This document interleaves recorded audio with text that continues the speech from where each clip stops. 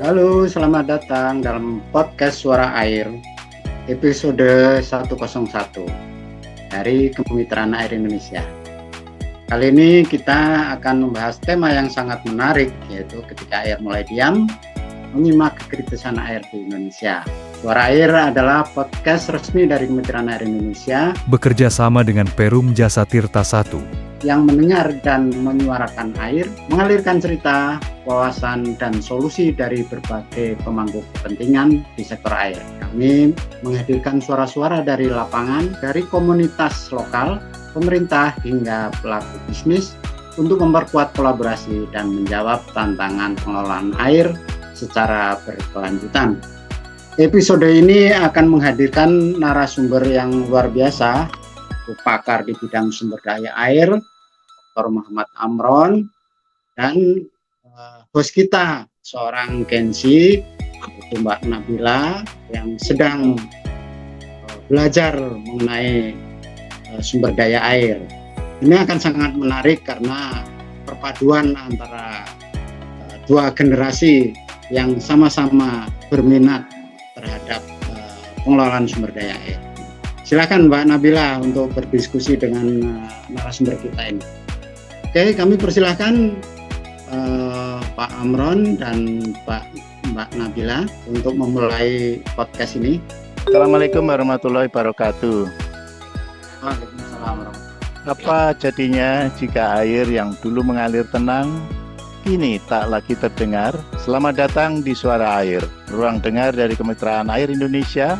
Saya Amron akan menemani Anda menyelami beragam suara tentang air dari hulu hingga hilir, dari kegelisahan hingga harapan.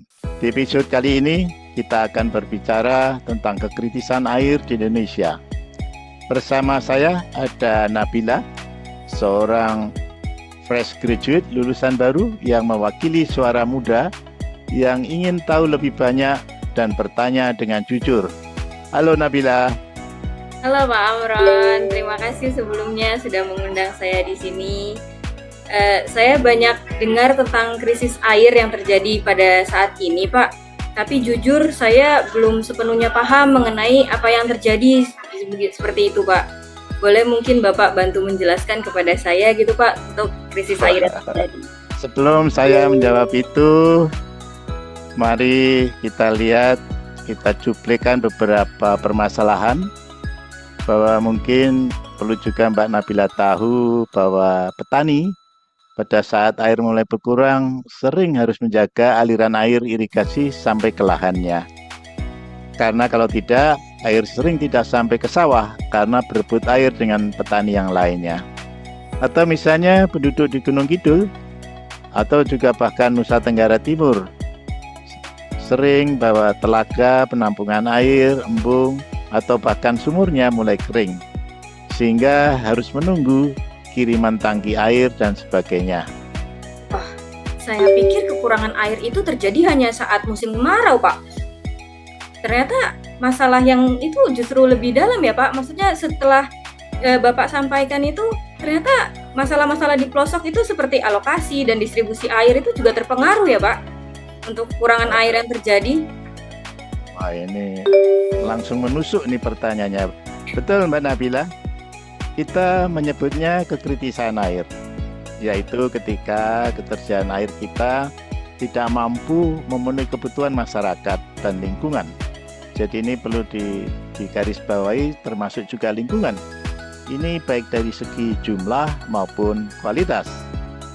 Waduh, kalau begitu ada nggak sih Pak indikator bahwa suatu wilayah termasuk kategori krisis air gitu Pak? Mungkin ada data yang bisa diambil gitu dari indikator-indikator wilayah tersebut yang kekurangan air?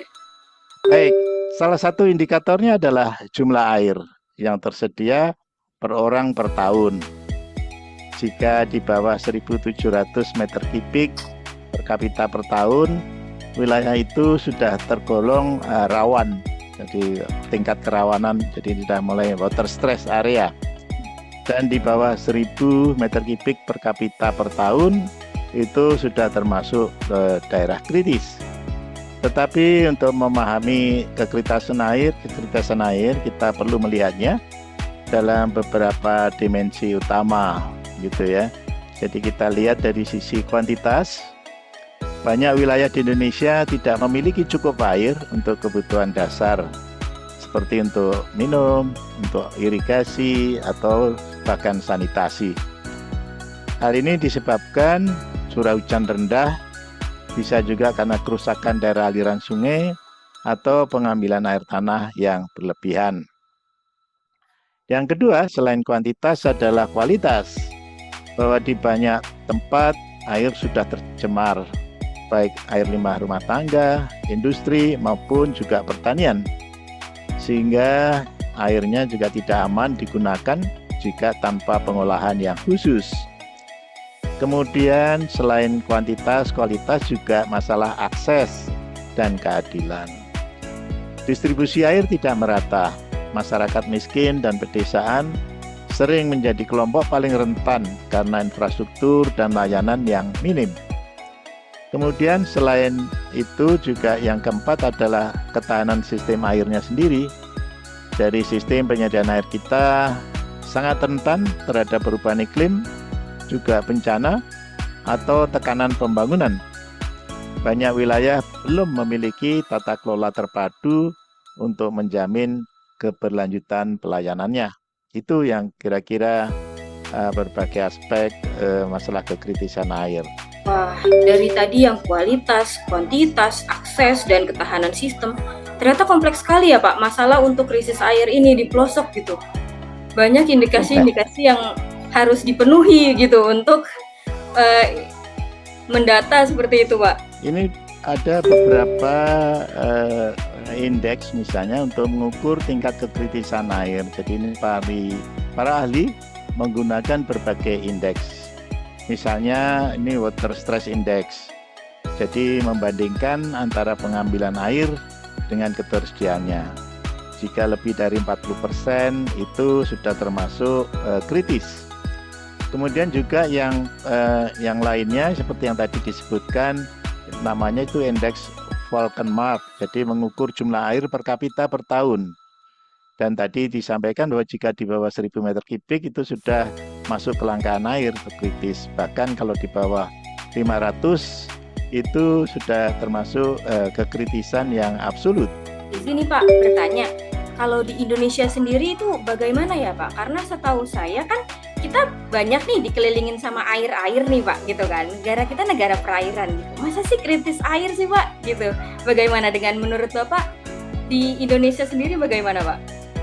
Nah, ini bisa juga anomali, artinya itu kita di negara tropika basah, tetapi ada juga kekritisan air. Jadi secara nasional kita sebenarnya masih relatif aman, tetapi beberapa pulau seperti Jawa, Pulau Jawa, Nusa Tenggara sudah termasuk wilayah defisit atau wilayah yang kritis air. Bahkan mungkin secara khusus spesifik seperti wilayah Jakarta dan juga mungkin Jawa Timur itu juga sudah kategori sangat kritis karena Jakarta ketersediaan airnya kurang dari 500 meter kubik per kapita per tahun. Perlu tampilkan Water Quality Index, jadi ini kualitasnya. Jadi kalau nilainya di bawah 50 berarti kualitas air buruk.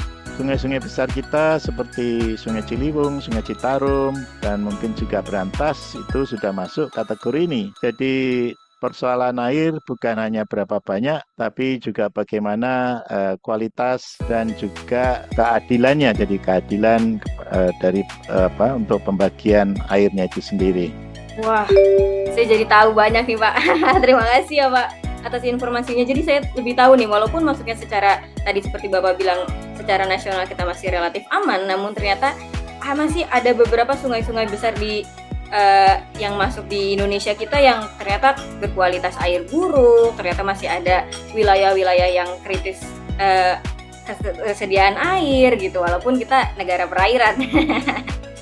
Mungkin ini ada beberapa contoh gitu ya, yang untuk menggambarkan tingkat kekritisan air di Indonesia. Mungkin ini kalau kita lihat sebenarnya, ini kalau kita melihat bahwa dari merah ini tentunya ini yang paling kritis, merah Pulau Jawa, Bali, Nusa Tenggara Barat sampai Nusa Tenggara Timur gitu ya. Sumatera itu sudah mulai agak orange, itu berarti sudah mulai kritis. Kalimantan masih hijau, berarti juga masih cukup. Kemudian Sulawesi Utara, Sulawesi Selatan, Sulawesi Tenggara itu sudah orange dan merah. Berarti inilah tingkat kritis di Indonesia.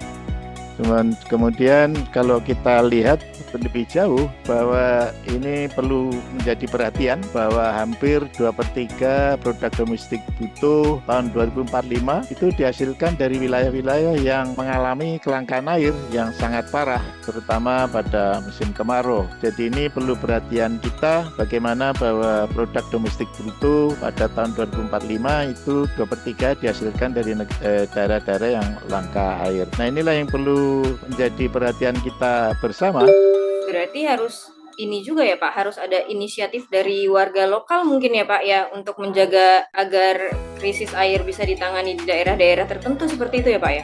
Tentunya masing-masing perlu menyikapi bahwa kondisi kita tidak aman-aman sehingga perlu aktivitas-aktivitas oleh masyarakat setempat. Saya contohnya apa tuh Pak? Aktivitas yang bisa dilakukan mungkin dari warga-warga sekitar. Mungkin kan kalau untuk satu daerah mungkin sulit, cuma untuk kalau dari diri kita sendiri gitu kan, mungkin berawal dari kita untuk menjaga agar kritis air bisa berkurang gitu di sebagian wilayah yang tadi Bapak bilang udah merah nih Pak, udah gawat nih. Ya, yang perlu kita ketahui bahwa sebenarnya curah hujan di berbagai daerah, terutama di Indonesia bagian barat, termasuk juga Kalimantan dan seterusnya, itu curah hujan cukup ya. Tapi kemudian tidak tersimpan dengan baik. Jadi masalahnya adalah penyimpanan. Sehingga bagaimana air itu diharapkan bisa masuk ke dalam tanah, dan itu antara lain dengan menanam pohon di daerah-daerah resapan, supaya air itu bisa tertahan dan bisa meresap ke dalam tanah. Juga secara struktural bisa juga membuat sumur-sumur resapan. Kemudian juga upaya memanen air hujan langsung. Jadi air hujannya itu dipanen secara langsung, ditampung untuk dimanfaatkan pada musim-musim tidak terdapat pasokan air. Itu yang dilakukan di wilayah-wilayah tertentu. Misalnya di Yogyakarta, di Gunung Kidul ya terutama, dan juga daerah-daerah Nusa Tenggara Barat, Nusa Tenggara Timur. Di Nusa Tenggara Barat itu banyak di alur-alur itu membangun istilahnya embung, dan itu sudah diperluas sampai di berbagai tempat istilah itu. Dan kemudian juga upaya memanen air hujan, dan ini juga dilakukan di daerah-daerah yang airnya asam, itu di Pontianak dan seterusnya. Jadi ada upaya-upaya masyarakat untuk bisa juga bisa bertahan, survival di dalam memenuhi kebutuhan airnya. Baik. Berarti untuk tadi setelah Bapak ceritakan gitu ya, dari mulai kondisi di lapangan, indikator yang Bapak jelaskan tentang krisis air, lalu solusi dan apa saja yang bisa dilakukan oleh masyarakat dari hal kecil seperti menanam pohon, lalu membuat bak-bak penampungan air untuk mengurangi krisis air gitu. Seperti itu ya Pak ya. Wah, saya jadi lebih tahu nih, kita juga bisa jadi woro-woro ke warga nih gitu kan. Karena itu hal-hal simpel yang bisa dilakukan oleh mereka untuk mengurangi krisis air tersebut di daerah mereka. Wah, terima kasih nih Pak. Izin Mbak Nabila, mungkin kalau Ya, saya Pak. dari perspektif yang lain gitu ya. Iya Pak. Jadi gini Pak Amron, ini mohon pencerahan ini.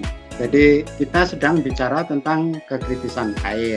Air dalam hal ini kan bisa air untuk rumah tangga, air untuk pertanian, bahkan air untuk industri. Iya Pak. Nah, sepertinya kalau kita melihat kalangan industri itu nggak pernah itu merasakan krisis air itu. Bagaimana ini Pak penjelasannya nih Pak? Ada berbagai aspek di dalam perhitungan gitu ya, alokasi air. Jadi ini mereka mendapatkan alokasi air, dan pada saat itu adalah dengan angka keamanan. Jadi angka keamanannya berapa sehingga pada waktu kemarau atau tidak ada air, kelangkaan air, mereka sebenarnya sudah menyiapkan apakah itu dengan penampungan dan seterusnya. Jadi juga sebaiknya PDAM dan seterusnya itu mempunyai tampungan yang cukup sehingga air-air yang ada itu bisa ditampung kemudian dialirkan, dan itu dilakukan di kalangan-kalangan industri.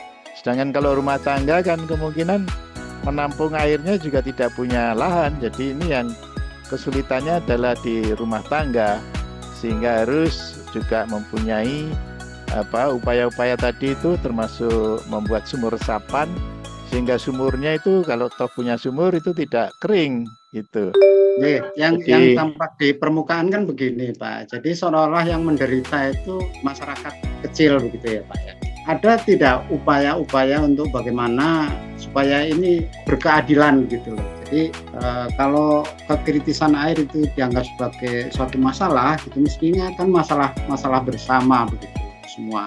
Ya. Semua elemen. Itu jadi yang keempat tadi masalah keadilan. Jadi di situ tentunya aspek ini yang perlu diperhatikan sebenarnya adalah sistem penyediaan air untuk rumah tangga itu masih dalam kondisi hanya disampaikan mendapat bukan pasokan tapi penyediaan air yang aman, dalam artian apakah itu memakai sumur sendiri atau mendapatkan pasokan dari berbagai hal yang lain.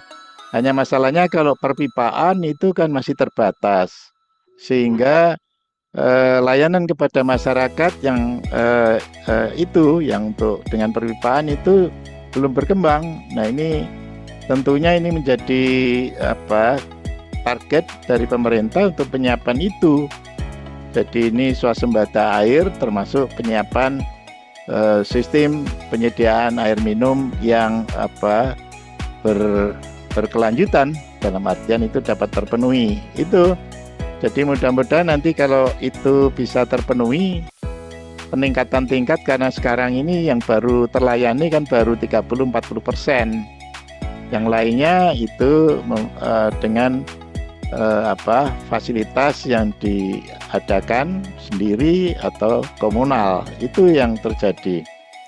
Jadi itu Mbak Nabila dan Pak Osman, menjaga air berarti sebenarnya itu menjaga kehidupan. Maka mari mulai dari kesadaran dan berakhir juga dengan tindakan. Baik, terima kasih banyak Pak. Kalau kamu punya cerita atau aksi tentang air di daerahmu, kamu bisa kirimin suarair@kai.or.id karena setiap suara bisa jadi awal perubahan. Baik, sampai jumpa di episode berikutnya. Tetap dengarkan Suara Air.